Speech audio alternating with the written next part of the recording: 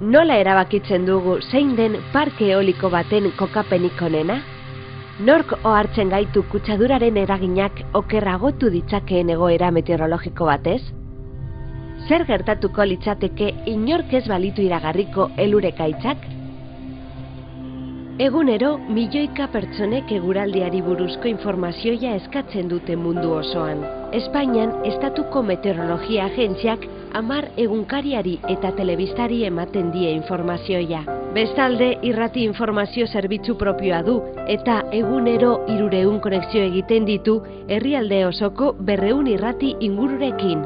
Agentzia hiritarrengana hurbildu da beste baliabide batzuen bidez, hala nola teleeguraldia, informazioa telefonoz ematen duen zerbitzua. Eta arrakastaz parte hartzen du interneten iraultzan, bere web orrialdea Espainian gehien bizitatutako erakunde baten orrialdeetako bat da. Egunero, 250.000 bizita baino gehiago ditu.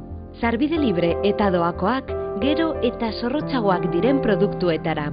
Iragarpen bertakoagoak eta epe luzeagokoak, satelite bidezko irudiak, elur iragarpenak, eta batez ere, etengabe eguneratzen diren abisu meteorologikoak. Baina eguraldiari buruzko informazioa komunikabide ezarantzago dago gure eguneroko bizimoduan. Agentziak 10 produktu sortzen ditu egunero mota guztietako erabiltzaile publiko eta pribatuentzat.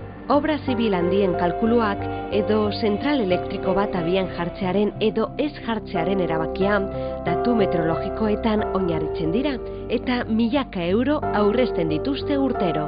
Estatuko Meteorologia Agentziaren erronka da. Egunero, eguraldiaren aurretik kokatzea.